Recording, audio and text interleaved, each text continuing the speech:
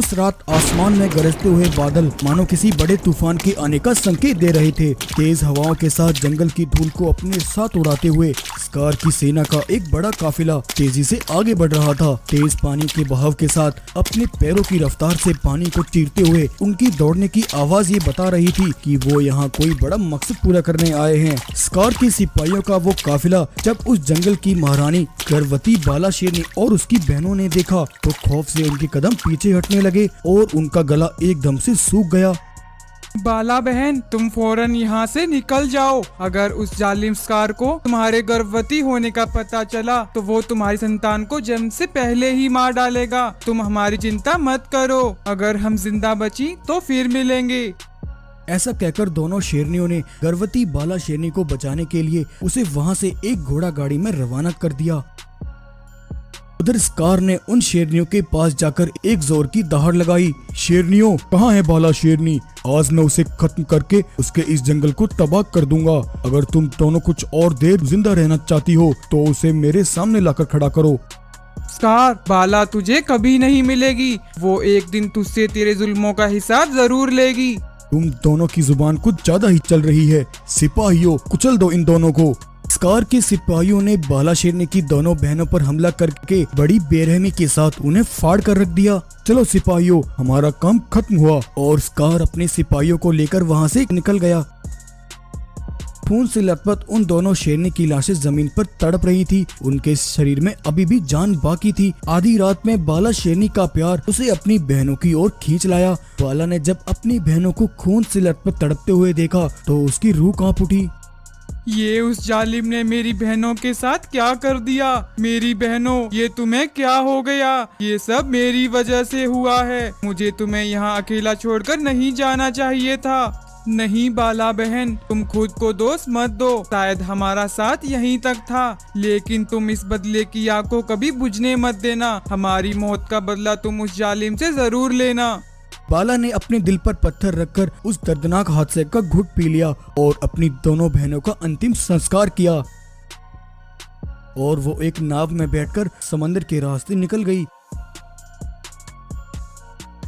उधर तूफानी स्कार के सिपाहियों ने बाला शेरनी के जंगल वापस आकर वहां की प्रजा पर जुल्म करने शुरू कर दिए। और उधर जब स्कार उस जगह पर पहुंचा तो वहां से उन दोनों शेरनियों की लाशें गायब हो चुकी थी। खून से सनी ये जमीनें दोनों शेरनियों की लापता हुई लाशों की ओर साफ साफ इशारा कर रही हैं कि वो यहाँ आई थी। वो अपनी बहनों की लाशें यहाँ से उड़ा कर ले गई। लेकिन बाला, तुम चाहे जहाँ भी चली जाओ, मैं तुम्हें एक दिन ढूंढ निकालूंगा। स्कार ने जंगल आकर वहाँ की प्रजा को चेतावनी देते हुए कहा, तुम सभी जानवरों मेरी बात ध्यान से सुन लो। तुम्हारी मसीहा वो बाला शेरनी तुम्हें छोड़कर दुम दबाकर यहाँ से भाग गई है। वो तुम्हें बचाने अब यहाँ कभी नहीं आने वाली। अगर खुद को और अपने बच्चों को जिंदा रखना चाहते हो तो बस अब तुम मेरी और मेरे सिपाहियों की सेवा करते रहो, क्योंकि अब से यहाँ के राजा हम हैं। हा हा हा हा हा हा हा। स्कार ने बाला के पूरे परिवार को तबाह कर दिया और वो यहाँ का राजा बन गया। उधर बाला शेरनी कई दिनों से लगातार समंदर में भटकती हुई एक जंगल पहुंची जहां उसे एक भालू का घर दिखा। बाला को वहां देखकर भालू ने कहा, अरे शेरनी, तुम कौन हो? पहले तुम्हें यहाँ कभी नहीं देखा। बाला बड़ी दुखी मन से भालू को अपनी सारी कहानी बताती है। भालू, मैं बहुत गरीब और दुखियारी हूँ। उस जालिम स्कार ने मेरे पूरे परिवार को तबाह कर दिया और मेरी दोनों बहनों को मारकर मुझसे मेरे जंगल को छीन लिया। मैं अपने बच्चे को बचाने के लिए कई दिनों से समंदर में घूम रही हूँ कि मुझे कोई ठिकाना मिले जहाँ मैं अपने आने वाले बच्चे को पाल सकूँ। बाला शेरनी, तुम्हारे साथ जो कुछ हुआ मुझे उस बात का बहुत दुख है। तुम अपने बच्चे के साथ यहाँ रह सकती हो, यहाँ तुम्हें कोई खतरा नहीं होगा। वहीं भालू के घर में उसकी पत्नी, वो बहुत लालची थी। यहाँ हमारा गुजारा ही बड़ी मुश्किल से चलता है। ऊपर से तुमने इस गर्भवती शेरनी को अपने घर में रख लिया। क्या जरूरत थी इसे अपने घर में रखने की? हमारे ये किसी काम की नहीं है। ऊपर से हमसे खाना मांगेगी सो अलग। ये तुम क्या कह रही हो? देख नहीं रही कि वो गर्भवती है? जब तक उस शेरनी को बच्चा नहीं हो जाता तब तक वो यहीं हमारे साथ ही रहेगी और अब से उसकी और उसके होने वाले बच्चे की देखभाल मैं खुद करूंगा। ऐसा कहकर भालू शेरनी और उसके होने वाले बच्चे की देखभाल के लिए बाला का सारा काम वो खुद करता है। भालू अच्छे से बाला शेरनी की देखरेख करता है। ऐसे ही अब दिन बीते जा रहे थे। और एक सुबह वो दिन भी आया जब बाला शेरनी के गर्भ से एक नन्हे बच्चे ने जन्म लिया। बाला के नन्हे बेटे को देखकर भालू बहुत खुश हुआ। बाला शेरनी, बधाई हो, तुम्हें एक बेटा हुआ है। देखना, तुम्हारा ये बेटा बड़ा होकर एक दिन बहुत बड़ा सिपाही बनेगा। अब ऐसे ही कुछ दिन बीत जाते हैं। इधर बाला का बेटा बगीरा अब धीरे धीरे बड़ा हो रहा था। वो अपना आधे से ज्यादा समय भालू के साथ रहकर बिताता। एक दिन भालू बगीरा के साथ समंदर किनारे खेल रहा था। अरे वाह बगीरा, क्या बात है, तुम तो खेलने में बहुत अच्छे हो। वहीं उस दिन समंदर में स्कार के कुछ सिपाही अपने जहाजों में बैठकर समंदर में गश्त लगा रहे थे। तभी समंदर में घूमते हुए उनकी नजर समंदर किनारे भालू और उस सफेद शेर पर पड़ी। अरे भाइयों, मैं जो देख रहा हूँ, क्या तुम भी वो देख रहे हो? ये सफेद शेर को ध्यान से देखो, इसकी चमड़ी और शक्ल हूबहू बाला शेरनी से मिलती है। हाँ भाई, मैंने सुना है बाला शेरनी गर्भवती थी, हो ना हो ये उसी का बेटा है। ये सुनकर बाघ मानव सिपाहियों ने फौरन जाकर स्कार को ये खबर दी। महाराज, आज समंदर में गश्त लगाते हुए हमने एक भालू के साथ एक सफेद शेर को देखा। उसकी शक्ल और चमड़ी बिल्कुल बाला शेरनी के जैसी थी। महाराज, मुझे पूरा यकीन है, हो ना हो वो शेर बाला शेरनी का ही बेटा है। इसका मतलब अगर वो सफेद शेर वहाँ है तो उसकी माँ बाला शेरनी भी वहीं आसपास ही होगी। सिपाहियों, तैयार हो जाओ, जिसका मुझे इंतजार था वो दिन अब आने ही वाला है। उधर एक दिन बगीरा ने अपनी माँ बाला शेरनी से कहा, माँ, हमारे परिवार में सिर्फ मैं और तुम, हम दोनों ही हैं। या मेरे पिताजी या मेरी कोई भाई बहन नहीं है। माँ बेटा, आज तुमने मुझसे ये पूछकर मेरे पुराने जख्मों को कुरेद कर रख दिया है। कुछ सालों पहले मेरा पूरा हंसता खेलता एक परिवार था, जिसमें तुम्हारे पिता और मेरे साथ मेरी 2 जुड़वा बहनें रहती थी। तुम्हारे पिता एक सच्चे, नेक दिल और बहादुर राजा थे। उन्हें मेरे बाद अगर किसी पर सबसे ज्यादा विश्वास था तो वो था उनका मित्र स्कार। लेकिन जहाँ तुम्हारे पिता स्कार पर आंख बंद करके विश्वास करते थे, वहीं उसके मन में लालच था। वो हमेशा से तुम्हारे पिता के जंगल को हथियाना चाहता था। उस दिन जब मैंने अपनी गर्भवती होने की खबर तुम्हारे पिता को सुनाई, तब वो बहुत खुश हुए और इस खुशखबरी को सुनाने के लिए वो स्कार के पास गए।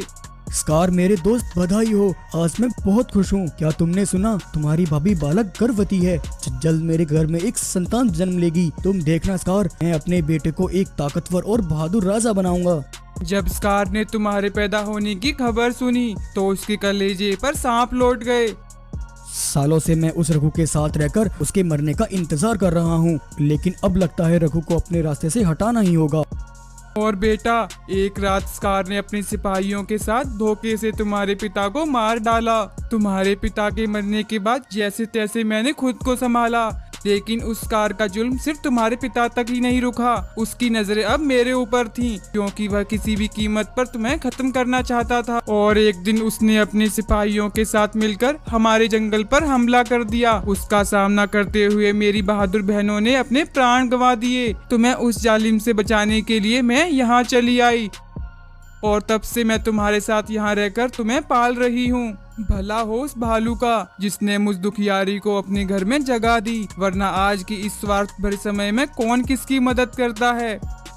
वहीं दूसरी तरफ आज स्कार अपने सिपाहियों के साथ बाला और उसके बेटे को तलाश करता हुआ समंदर में आगे बढ़ रहा था। तभी किनारे पर खड़े उस भालू की नजर स्कार और उसके सिपाहियों की जहाजों पर पड़ती है। भालू ये देखकर भागता हुआ बाला शेरनी के पास आता है और उसे सब बताता है। भालू, ये वही जालिम है जिसकी वजह से मैंने अपने पूरे परिवार को खो दिया। वो मेरे पूरे परिवार का हत्यारा है। आज हमें मिलकर उसका सामना करना होगा और उसे उसके अंजाम तक पहुंचाना होगा।